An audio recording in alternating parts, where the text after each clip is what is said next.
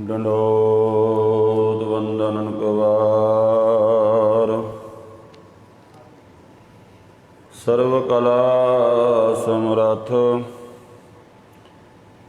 ਨੋਲਣ ਤੇ ਰਾਖੋ ਪ੍ਰਭੂ ਨਾਨਕ ਦੇ ਕਰ ਹੱਥ। ਕਹਾ ਬੁੱਧ ਪ੍ਰਭ ਤੁਛ ਹਮਾਰੀ ਬਰਨ ਸਕੈ ਮਹਿਮਾ ਜੋ ਤਿਹਾਰੀ। ਹਮ ਨਾ ਸਕਤ ਕਰ ਸਿਵਤ ਤੁਮਾਰੀ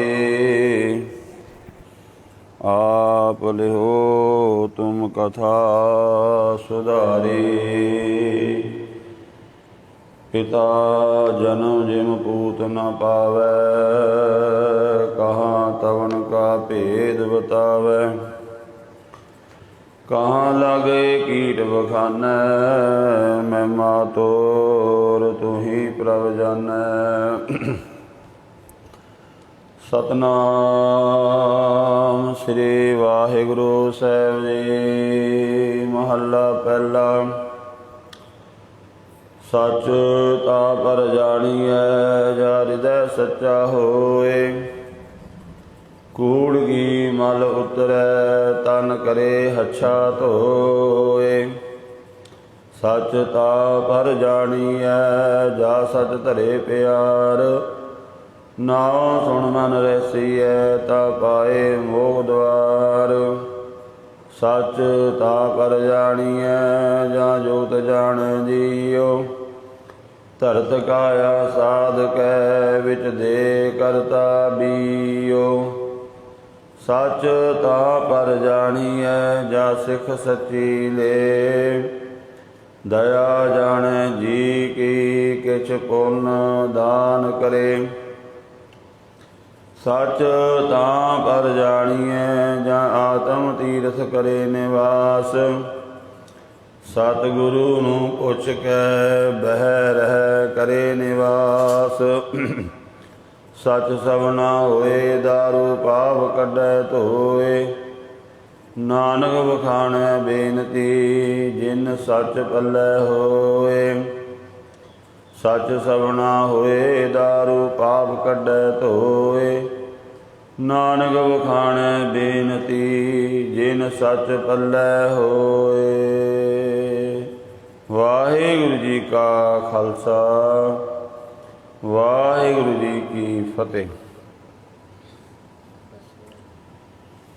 परम सत्कारयोग गुरु रूप गुरु खालसा सत संगत जीओ। इस पावन अस्थान ते गुरबाणी की जो लड़ीवार कथा चल रही है तिस दे तहत आसा की वार दी 10वीं पौड़ी दे नाल जो दूसरा श्लोक है पाठ आप जी ने श्रवण किया है। जो इन्हां पावन अमृत वचनां दे विच गुरु पातशाह जी उपदेश बख्शिश कर रहे हैं।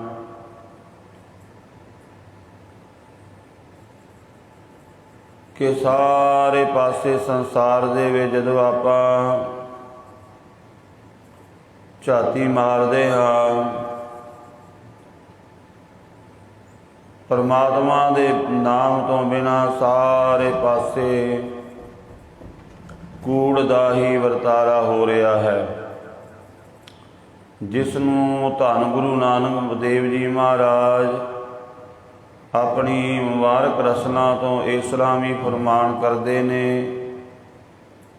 कि कूड़ फिरै प्रधान वे लालो। सारे पासे कूड़ ही कूड़ प्रधान हो गया है। सतगुरु पातशाह जी ਦੇ ਚਰਨਾਂ ਵਿੱਚ ਆਪਾਂ ਅਰਦਾਸ ਕਰਕੇ ਬੇਨਤੀ ਕਰਕੇ ਪੁੱਛੀਏ, ਮਹਾਰਾਜ ਇਸ ਕੂੜੇ ਵਰਤਾਰੇ ਦੇ ਨਾਲ ਮਨੁੱਖ ਨੂੰ ਕੀ ਫਰਕ ਪਿਆ ਹੈ। ਵੇਖੋ, ਪਸ਼ੂਆਂ ਦੀ, ਪੰਛੀਆਂ ਦੀ, ਜਾਨਵਰਾਂ ਦੀ ਦੁਨੀਆ ਵਿੱਚ ਝੂਠ ਨਹੀਂ ਹੈ, ਕੂੜ ਨਹੀਂ ਹੈ। ਮਨੁੱਖ ਦੇ ਜੀਵਨ ਦੇ ਵਿੱਚ ਕੂੜ ਦਾ ਜਦੋਂ ਵਰਤਾਰਾ ਹੋਇਆ ਤੇ ਕੂੜ ਤੋਂ ਫਿਰ ਪਾਪ ਜਨਮ ਲੈਂਦਾ ਹੈ। ਜਦੋਂ ਮਨੁੱਖ ਕੂੜ ਦੇ ਵਿੱਚ ਜੀਵਦਾ ਤੇ ਪਾਪ ਕਰਦਾ ਹੈ, ਉਹ ਪਾਪ ਕਰਮਾਂ ਦੇ ਫਿਰ ਸੰਸਕਾਰ ਬਣ ਕੇ ਇਸ ਜੀਵ ਨੂੰ ਜਨਮ ਜਨਮ ਭਟਕਾਉਂਦੇ ਨੇ, ਦੁਖੀ ਕਰਦੇ ਨੇ। ਕੂੜ, ਝੂਠ, ਜਿਵੇਂ ਆਪਾਂ ਪਿਛਲੇ ਸ਼ਲੋਕ ਦੇ ਵਿੱਚ ਸਰਵਣ ਕੀਤਾ ਹੈ, ਮਹਾਰਾਜ ਕਹਿੰਦੇ ਕੂੜ ਮਿੱਠਾ, ਕੂੜ ਮਾਖਿਓ, ਕੂੜ ਡੋਬੇ ਪੂਰ। ਪੂਰਾਂ ਦੇ ਪੂਰ ਭਾਵ ਬੇਅੰਤ ਦੁਨੀਆ ਡੋਬ ਦਿੱਤੀ, ਗਰਕ ਕਰ ਦਿੱਤੀ ਇਸ ਕੂੜ ਨੇ। ਮਹਾਰਾਜ ਇਹ ਜੀਵ ਦੀ ਭਟਕਣਾ ਖਤਮ ਹੋ ਜਾਵੇ, ਇਹ ਦੁੱਖਾਂ ਤੋਂ ਬਚ ਜਾਵੇ। ਵੇਖੋ, ਸੰਸਾਰ ਵਿੱਚ ਆਪਾਂ ਝਾਤੀ ਮਾਰੀਏ, ਕੋਈ ਮਨੁੱਖ ਰੋਗੀ ਹੋਣ ਵਾਸਤੇ ਯਤਨ ਨਹੀਂ ਕਰਦਾ। ਕੋਈ ਬੰਦਾ ਵੇਖਿਆ ਵੀ ਉਹ ਆਖੇ ਮੈਨੂੰ ਰੋਗ ਲੱਗ ਜਾਵੇ, ਬਿਮਾਰੀ ਲੱਗ ਜਾਵੇ। ਜਿੰਨੇ ਵੀ ਹੌਸਪੀਟਲ ਹਨ, ਜਿੰਨੀਆਂ ਵੀ ਡਿਸਪੈਂਸਰੀਆਂ ਹਨ, ਜੋ ਕੁਝ ਵੀ ਹੈ ਵਰਲਡ ਲੈਵਲ 'ਤੇ ਬਣਿਆ ਹੋਇਆ, ਉਹ ਇਹੀ ਯਤਨ ਹੈ ਰੋਗ ਨੂੰ ਖਤਮ ਕੀਤਾ ਜਾਵੇ, ਬਿਮਾਰੀ ਨੂੰ ਖਤਮ ਕੀਤਾ ਜਾਵੇ। ਕਿਉਂਕਿ ਬਿਮਾਰੀ, ਰੋਗ ਮਨੁੱਖ ਨੂੰ ਦੁਖੀ ਕਰਦੀ ਹੈ, ਮਨੁੱਖ ਨੂੰ ਹਰ ਇੱਕ ਪੱਖ ਤੋਂ ਨੁਕਸਾਨ ਪਹੁੰਚਾਉਂਦੀ ਹੈ। ਭਾਵੇਂ ਇਹਦਾ ਆਰਥਿਕ ਪੱਖ ਹੈ, ਭਾਵੇਂ ਸਮਾਜਿਕ ਪੱਖ ਹੈ, ਭਾਵੇਂ ਰਾਜਨੀਤਿਕ ਪੱਖ ਹੈ, ਭਾਵੇਂ ਧਾਰਮਿਕ ਪੱਖ ਹੈ। ਜਦੋਂ ਬਿਮਾਰੀ ਆਉਂਦੀ, ਕੋਈ ਵੀ ਰੋਗ ਲੱਗ ਜਾਂਦਾ ਹੈ, ਮਨੁੱਖ ਦੇ ਇਹ ਸਾਰੇ ਪਾਸੇ ਤੋਂ ਡਾਵਾਂਡੋਲ ਹੋ ਜਾਂਦਾ ਹੈ। ਇਸ ਕਰਕੇ ਯਤਨ ਇਹ ਕੀਤਾ ਜਾਂਦਾ ਹੈ ਕਿ ਕਿਸੇ ਤਰ੍ਹਾਂ ਇਹ ਜਿੰਨੇ ਵੀ ਹੌਸਪੀਟਲ ਨੇ, ਡਿਸਪੈਂਸਰੀਆਂ ਨੇ ਜਾਂ ਹੋਰ ਦੇਸੀ ਦਵਾਖਾਨੇ, ਉਹ ਸਾਰਾ ਕੀ ਯਤਨ ਹੈ ਬਿਮਾਰੀ ਤੋਂ ਬਚਣਾ ਹੈ। ਧੰਨ ਗੁਰੂ ਗ੍ਰੰਥ ਸਾਹਿਬ ਮਹਾਰਾਜ ਜੀ ਦੀ ਬਾਣੀ ਕਹਿੰਦੀ ਹੈ ਜਿਹੜੇ ਇਹ ਬਾਹਰਲੇ ਉਪਚਾਰ ਨੇ ਨਾ, ਇਹ ਭਾਈ ਸਾਰਥਕ ਨਹੀਂ ਹਨ, ਇਹ ਸਾਰਥਕ ਨਹੀਂ ਹਨ। ਪੁੱਛਿਆ ਜਾਵੇ ਜੀ ਕਿਉਂ?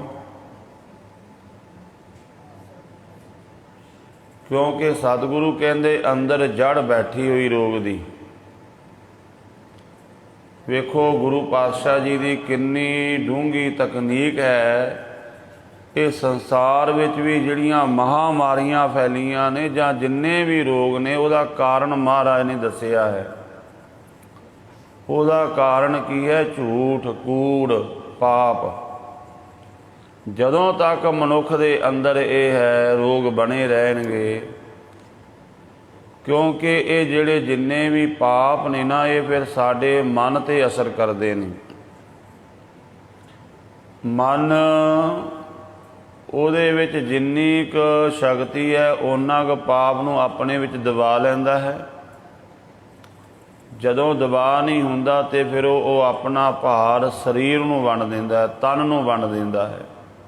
ਮਨ, ਇਹਦੇ ਜਿੰਨੀ ਕੁ ਸ਼ਕਤੀ ਹੈ ਬੋਝ ਚੱਲਣ ਦੀ, ਓਨੀ ਕੁ ਚੱਕ ਲੈਂਦਾ ਹੈ, ਓਨਾ ਕੁ ਆਪਣੇ ਅੰਦਰ ਦਬਾ ਲੈਂਦਾ ਹੈ। ਜਦੋਂ ਉਹ ਹੱਦ ਤੋਂ ਵੱਧ ਜਾਂਦਾ ਫਿਰ ਉਹ ਪਾਪ ਤਨ ਨੂੰ ਦੇ ਦਿੰਦਾ ਹੈ, ਤਨ ਫਿਰ ਰੋਗੀ ਹੋ ਜਾਂਦਾ ਹੈ।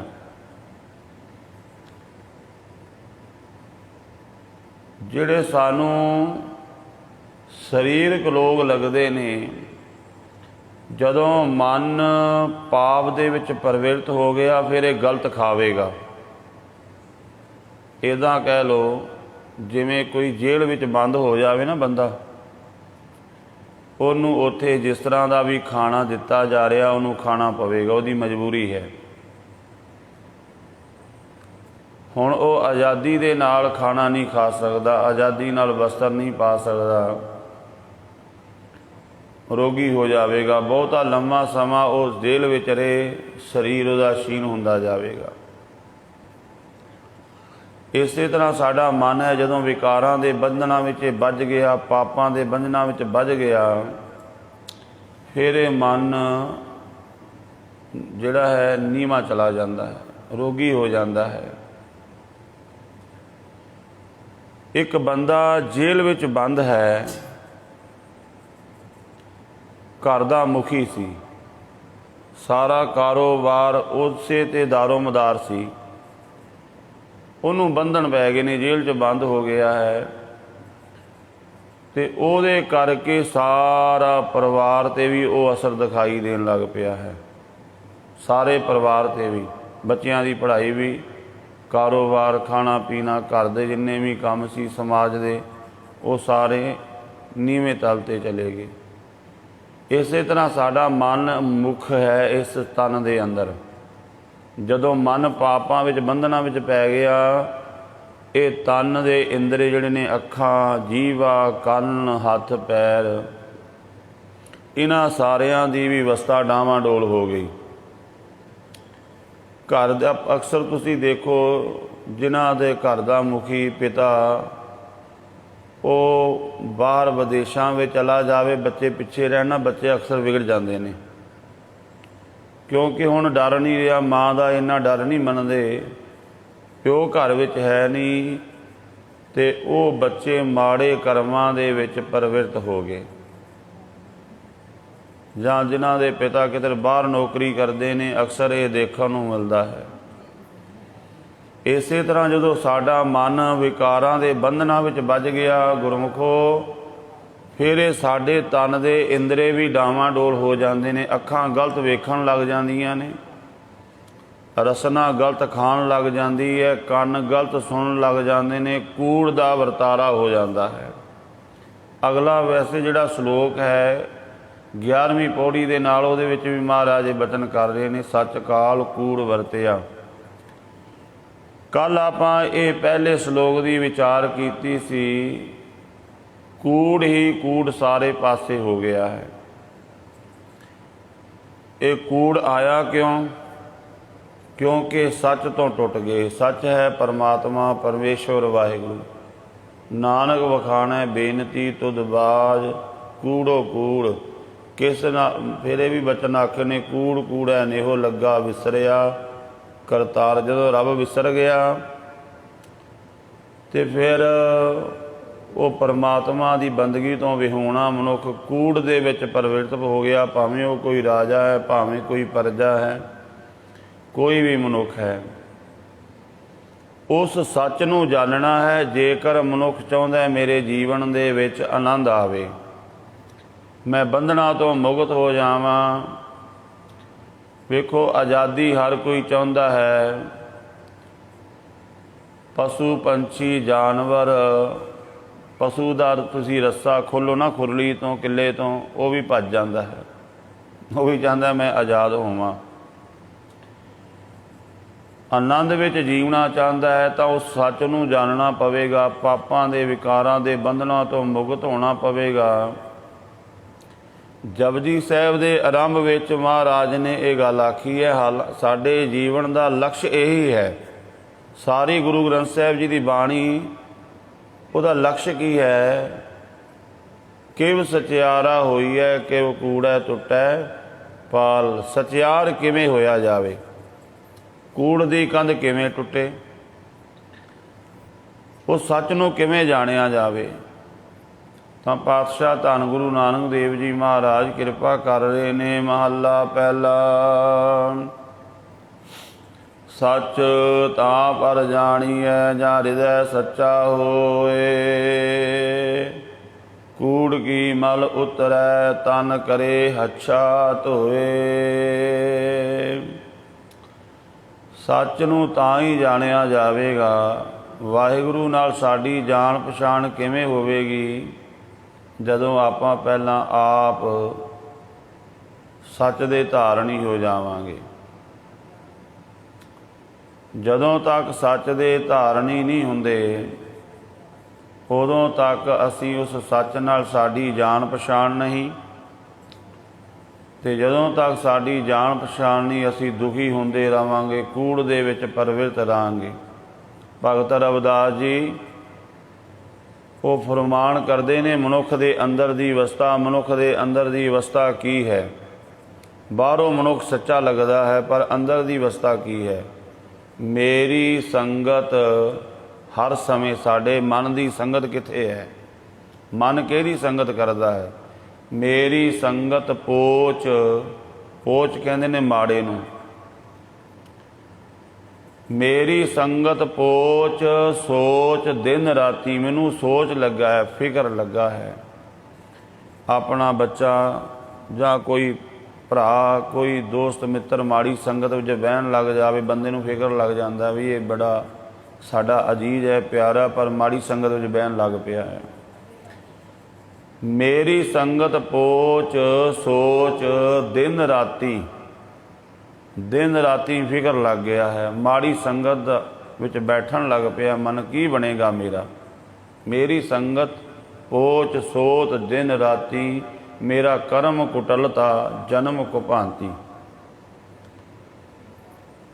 ਮੇਰਾ ਜਿਹੜਾ ਕਰਮ ਹੈ ਉਹ ਵਿੰਗੀਆਂ ਟੇਢੀਆਂ ਚਾਲਾਂ ਚੱਲਣ ਵਾਲਾ ਹੈ। ਭਾਵ ਅੰਦਰੋਂ ਮਨੁੱਖ ਖੋਟ ਰੱਖ ਕੇ ਜੀਵਨ ਜੀ ਰਿਹਾ ਹੈ। ਕਿਸੇ ਦਾ ਨੁਕਸਾਨ ਕਿਵੇਂ ਕਰਨਾ, ਕਿਸੇ ਨੂੰ ਬੇਇੱਜ਼ਤ ਕਿਵੇਂ ਕਰਨਾ ਹੈ, ਮਨੁੱਖ ਦੇ ਅੰਦਰ ਇਹੀ ਚੱਲ ਰਿਹਾ ਹੈ। ਕਿਸੇ ਨੂੰ ਨੀਵਾਂ ਕਿਵੇਂ ਦਿਖਾਣਾ ਹੈ। ਡਿੰਗੀਆਂ ਅੰਦਰ ਚਾਲਾਂ, ਵਿੰਗੀਆਂ ਚਾਲਾਂ ਚੱਲ ਰਹੀਆਂ ਨੇ। ਇਸ ਤਰ੍ਹਾਂ ਜਨਮ ਕੁਭਾਂਤੀ, ਜਿਹੜਾ ਸਾਡਾ ਜਨਮ ਹੈ ਉਹ ਬੜਾ ਨੀਵਾਂ ਹੋ ਰਿਹਾ ਹੈ। ਮਨੁੱਖਾ ਜੀਵਨ ਹੈ ਬੜਾ ਉੱਚੇ ਦਰਜੇ ਦਾ, ਪਰ ਜਦੋਂ ਇਹਦੇ ਕਰਮ ਵੇਖੇ ਜਾਣ, ਮਹਾਰਾਜ ਕਹਿੰਦੇ ਤੇਰੇ ਨਾਲ ਤਾਂ ਪਸ਼ੂ ਚੰਗੇ ਨੇ। ਕਰਤੂਤ ਪਸ਼ੂ ਕੀ, ਮਾਨਸ ਜਾਤ ਬੜਾ ਨੀਵਾਂ ਜੀਵਨ ਮਨੁੱਖ ਦਾ ਚਲਾ ਗਿਆ।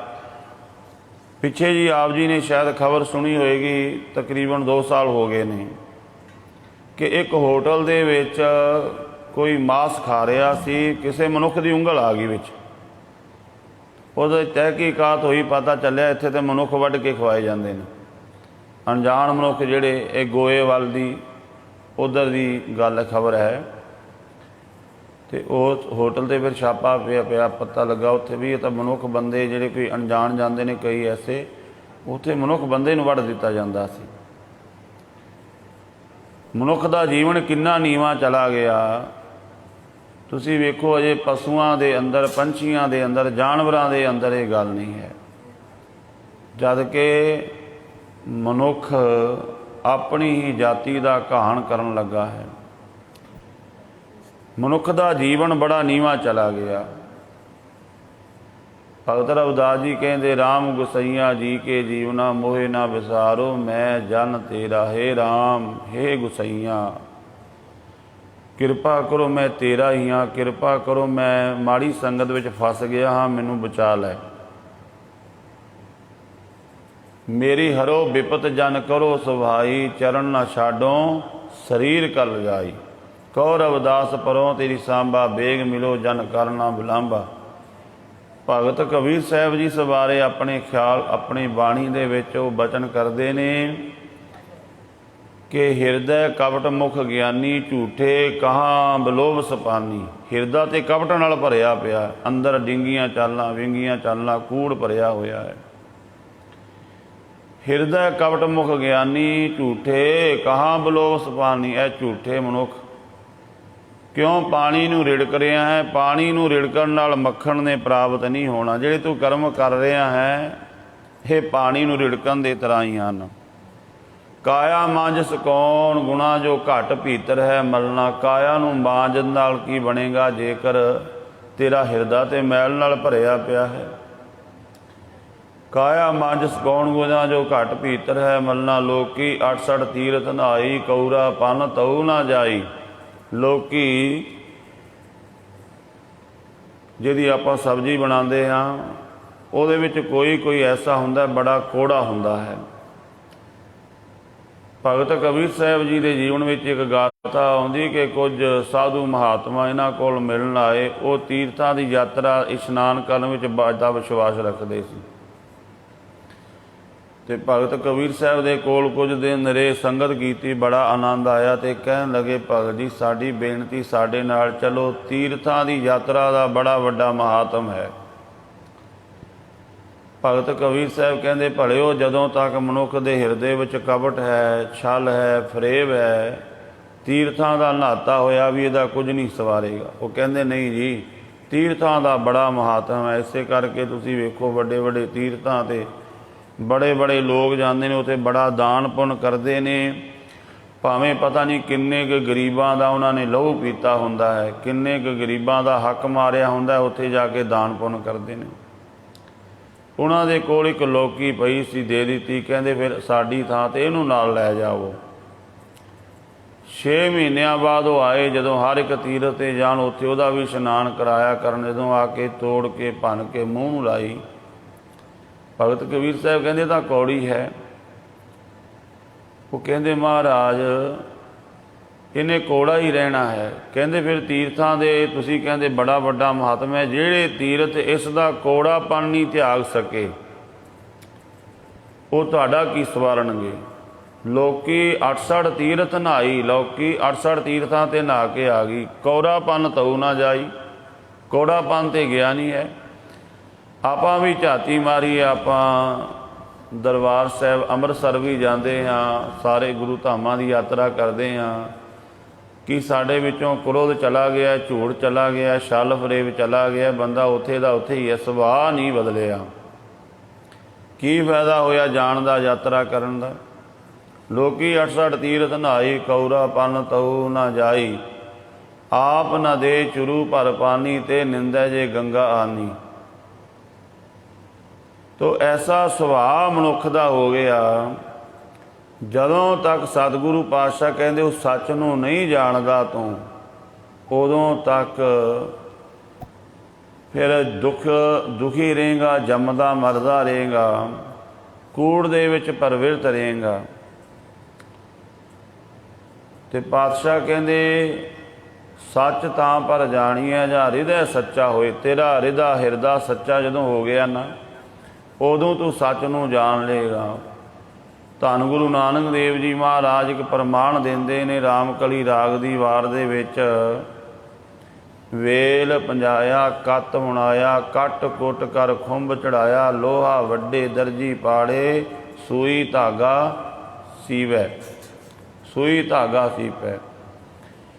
ਸਾਡਾ ਹਿਰਦਾ ਕਿਵੇਂ ਸੱਚਾ ਹੋ ਸਕਦਾ ਹੈ? ਸਵਾਲ ਹੈ, ਉਸ ਵਾਹਿਗੁਰੂ ਨੂੰ ਜਾਣਨਾ ਹੈ।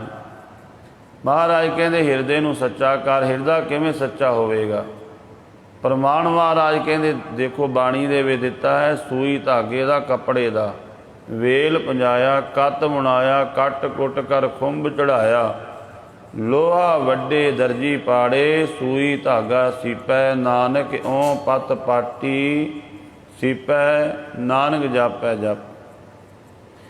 ਮਹਾਰਾਜ ਕਹਿੰਦੇ ਜਿਹੜੀ ਤੇਰੀ ਇੱਜ਼ਤ ਜਾ ਚੁੱਕੀ ਹੈ, ਕੂੜ ਦੇ ਵਿੱਚ ਤੂੰ ਗਲਤਾਨ ਹੋ ਚੁੱਕਿਆ, ਇਹ ਵਾਪਸ ਹੋ ਸਕਦੀ ਹੈ। ਇਹ ਤੇਰੀ ਇੱਜ਼ਤ ਦਾ ਕੱਪੜਾ ਸੀਤਾ ਜਾ ਸਕਦਾ ਹੈ। ਕਿਵੇਂ? ਜਿਵੇਂ ਵੇਖੋ ਕੱਪੜੇ ਨੂੰ ਪਹਿਲਾਂ ਜਿਹੜਾ ਹੈ ਆਪਾਂ ਵੇਖਦੇ ਹਾਂ ਕਪਾਹ ਦੇ ਪੌਦਿਆਂ ਨਾਲੋਂ, ਕਪਾਹ ਨੂੰ ਜਦੋਂ ਤੋੜਿਆ ਗਿਆ, ਫਿਰ ਉਹਨੂੰ ਪਿੰਜਿਆ ਗਿਆ, ਫਿਰ ਉਹਦਾ ਕੱਪੜਾ ਬਣਿਆ, ਫਿਰ ਉਹਨੂੰ ਰੰਗਿਆ, ਤੇ ਦਰਜੀ ਨੇ ਕੈਂਚੀ ਦੇ ਨਾਲ ਲੋਹਾ ਵੱਢੇ, ਲੋਹੇ ਦੇ ਨਾਲ ਕੈਂਚੀ ਦੇ ਨਾਲ ਉਹਨੂੰ ਵੱਢਿਆ, ਸੂਈ ਧਾਗੇ ਨਾਲ ਉਹਨੂੰ ਸੀ ਲਿਆ। ਜਿਵੇਂ ਉਹ ਕੱਪੜਾ ਸੀਤਾ ਗਿਆ, ਇਸੇ ਤਰ੍ਹਾਂ ਮਹਾਰਾਜ ਕਹਿੰਦੇ ਵਾਹਿਗੁਰੂ ਦੀ ਸਿਫਤ ਕਰ।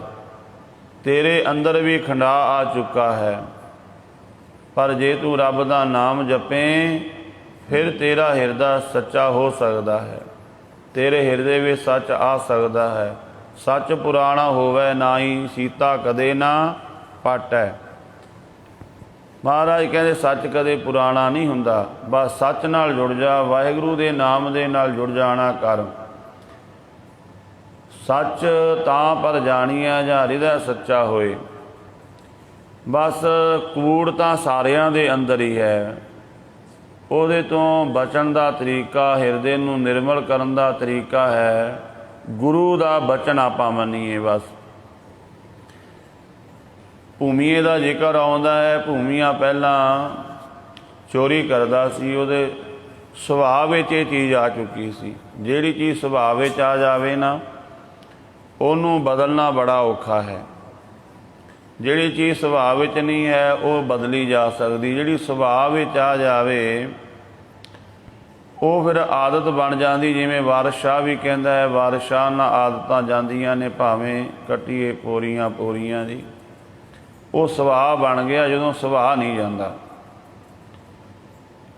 ਇਹ ਗੁਰੂ ਨਾਨਕ ਦੇਵ ਮਹਾਰਾਜ ਜੀ ਨੂੰ ਮਿਲਿਆ ਅਤੇ ਪਾਤਸ਼ਾਹ ਜੀ ਦੀ ਇਹਨੇ ਜਦੋਂ ਮਿਲਾਪ ਹੋਇਆ, ਭੇਟ ਹੋਈ, ਅਤੇ ਸਤਿਗੁਰੂ ਗੁਰੂ ਨਾਨਕ ਦੇਵ ਜੀ ਮਹਾਰਾਜ ਕਹਿੰਦੇ, ਭਾਈ ਕੀ ਕੰਮ ਕਰਦਾ ਹੈ?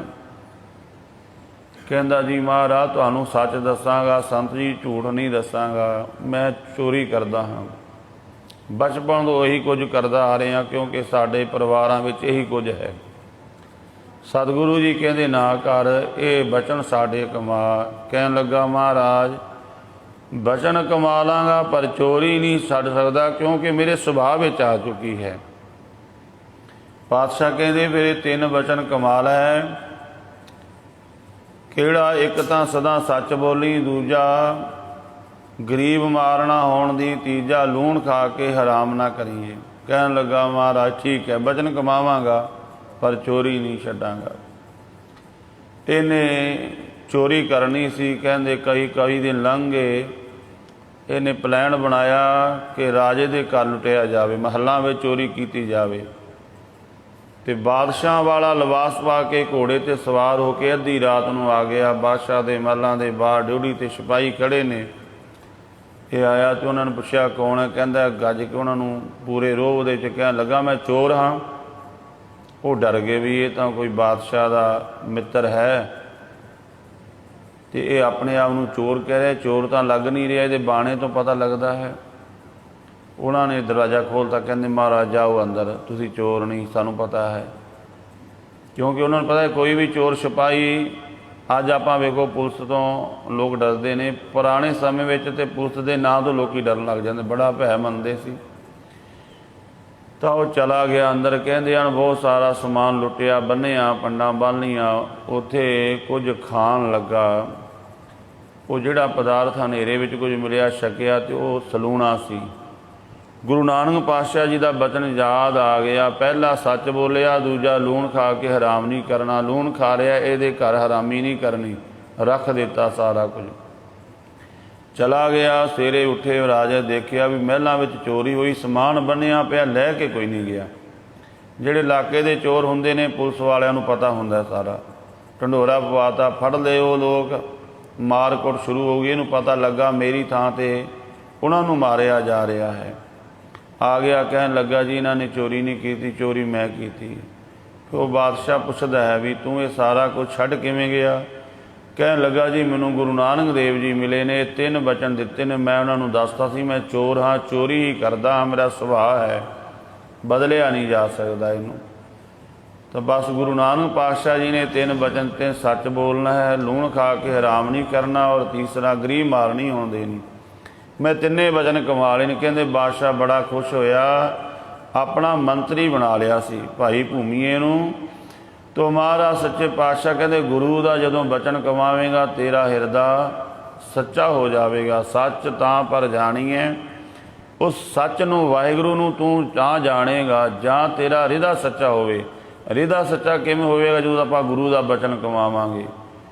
ਕੂੜ ਕੀ ਮਲ ਉਤਰੈ, ਤਨ ਕਰੇ ਹੱਛਾ ਧੋਏ। ਕੂੜ ਦੀ ਮਲ ਰਹਿ ਜਾਵੇਗੀ, ਔਰ ਇਹ ਫਿਰ ਤਨ ਵੀ ਨਿਰਮਲ ਹੋ ਜਾਵੇਗਾ। ਨਹੀਂ ਤੇ ਬਾਹਰੋਂ ਤਨ ਨੂੰ ਜਿੰਨਾ ਮਰਜ਼ੀ ਧੋਈ ਜਾਵੋ। ਪਾਤਸ਼ਾਹ ਕਹਿੰਦੇ ਜੇਕਰ ਅੰਦਰ ਮੈਲ ਹੈ, ਫਿਰ ਤਨ ਨੂੰ ਜਿੰਨਾ ਮਰਜ਼ੀ ਇਸ਼ਨਾਨ ਕਰਾ ਲਓ, ਇਹ ਮੈਲੇ ਦਾ ਮੈਲਾ ਹੀ ਰਹੇਗਾ। ਮਨ ਮੈਲ ਹੈ, ਸਭ ਕੁਛ ਮੈਲ ਹੈ। ਤਨ ਧੋਤਾ ਮਨ ਹੱਛਾ ਨਾ ਹੋਏ। ਸਤਿਗੁਰੂ ਮੈਂ ਰਾਮਤ ਕਰਨ, ਸਤਿਗੁਰੂ ਜੀ ਦੇ ਅੰਮ੍ਰਿਤ ਬਚਨਾਂ ਨੂੰ ਕਮਾਈਏ। ਇਸੇ ਸ਼ਲੋਕ ਦੀ ਜੋ ਬਾਕੀ ਵਿਚਾਰ ਹੈ ਉਹ ਆਪਾਂ ਆਉਣ ਵਾਲੇ ਸਮੇਂ ਅੰਦਰ ਕਰਾਂਗੇ। ਸਤਿਗੁਰੂ ਦੀ ਅਗਾਧ ਬੋਧ ਬਾਣੀ ਦੀਆਂ ਵਿਚਾਰਾਂ ਕਰਦਿਆਂ ਹੋਈਆਂ ਭੁੱਲਾਂ ਦੀ ਖਿਮਾ। ਵਾਹਿਗੁਰੂ ਜੀ ਕਾ ਖਾਲਸਾ, ਵਾਹਿਗੁਰੂ ਜੀ ਕੀ ਫਤਿਹ।